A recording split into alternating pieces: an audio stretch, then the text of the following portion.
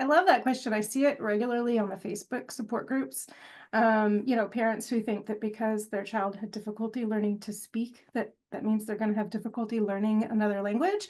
But I think it's important to think about the fact that speech and language are two very different, very different topics. And so just because our Apraxia Stars, and I'm mom of an Apraxia Star who's 12, just because our Apraxia Stars struggle with speech doesn't necessarily mean they struggle with language. And I think that's a very important distinction. Your child with apraxia can definitely learn another language. And the reason for that is that the problem with apraxia is not the language acquisition or building the systems for the vocabulary of the language or even the grammar of the language. It is really in the production of the words.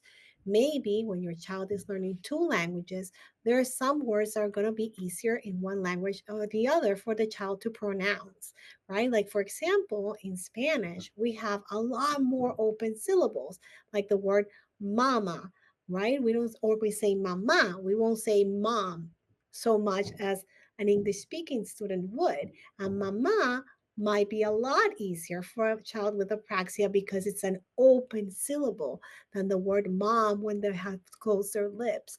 So we always want the primary thing to be the communication with you, the parent. We don't want a child to lose their ability to understand what you're trying to tell them or to lose the ability to communicate with you because that's important for them. That's going to develop their social emotional. That's how they learn the vocabulary through the communication with you. A lot of parents that I have or I work with who have children who speak English primarily when they start getting older services sometimes tend to lose that ability to communicate with them. And I always tell the parents, speaking your language will enhance their language. You want to give them a solid language foundation in your language, the one that you know how to speak. That's all going to be building blocks. Apraxia is about the movement. How they coordinate the movement for the words and the production is not about the language. So please speak to your child in your native language. Don't let them lose that foundation and the ability to understand you and be able to communicate with you. It is really important for social emotional. Another thing that parents might be thinking about, and sometimes do think about, is whether they might want to choose to introduce another language later on in their child's development. Like many parents think about, well, do I want to have a multilingual babysitter or nanny, or do I want my child to learn a second language through school? And these are the times when we might be a little more flexible in our decision making and maybe work in collaboration with our SLP and other people in our child's life to guide us through making decisions about whether that's the best fit for children with CAS, but certainly not to say that they're not capable of doing it. And many families have made decisions like that.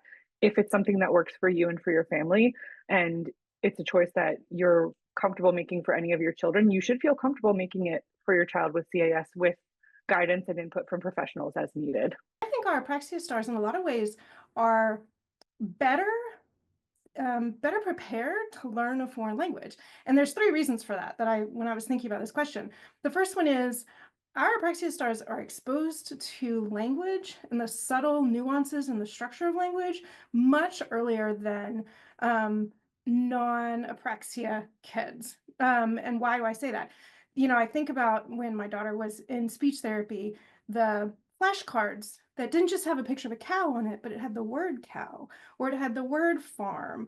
And so they're exposed to written language very, very early on, much earlier than most other kids, right? And so that's a great foundation for any language learning, is this association of letters and sounds to language. Picture books too. Our kids are exposed to that really early. And then as they progress in speech therapy, a lot of times those speech therapists start talking about things like sentence structure. What order do the words go in? Well, that's a really important aspect of any language learning. Where does the verb go in the sentence? Where does the subject go? What articles go with those subjects? And so our kids have learned this explicitly, obviously, in their growth versus other kids who just naturally picked up English because of being exposed to it, right? The second reason is pronunciation. So many of our kids had someone teach them how to make the sounds with all of the muscles of their mouth and their tongue and the vocal cords and oxygen going across the vocal cords, things like that. And so learning to pronounce sounds in foreign languages a lot of times is going to be easier for our kids because they're more aware of where their tongue needs to be, where their teeth need to be, how their lips need to be pulled to make that sound versus another kid who just naturally progressed into learning English.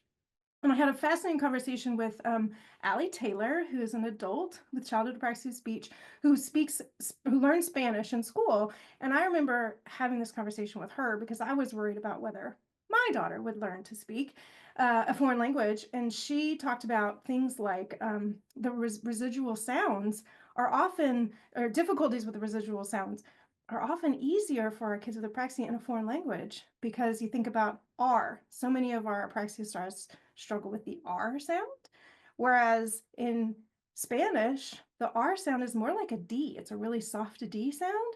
So a child who can't say R in English, like a pirate, can say R in Spanish or some other language. Or there's languages where R doesn't even exist, right? Or the L sound that some of our Apraxia Stars struggle with. So I think our kids are more prepared to sequence those sounds that they need for foreign language. And then the third reason is I think putting our Apraxia Stars in a classroom with other kids who are all starting from scratch on learning a language is a great equalizer.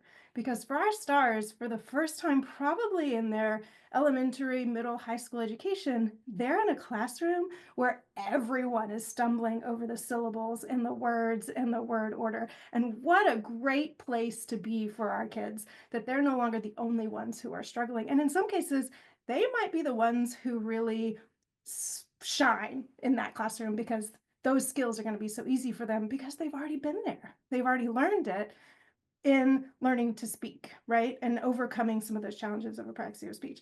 And I'll just put in a plug right there as someone who learned a foreign language, is fluent in foreign language, loves to learn foreign languages, and now I have a child who loves to learn foreign languages. There's something so very powerful when a teenager comes to this realization that there are millions of people in the world that today I can't have a conversation with, but if I just stick with this language a little longer, suddenly doors will open and I'll be able to have a conversation with somebody on a train or in a museum or on an airplane who I can't talk to right now, but once I've learned the basics of a language, I can have a conversation and we can share about our lives and our interests. And it's a very powerful feeling. And I remember having that feeling myself as a teenager. I've seen my daughter have that moment when we travel and she's able to understand what she hears, whereas she might not have the last time we were there. So go learn those languages. Don't get exempt from those foreign language credits.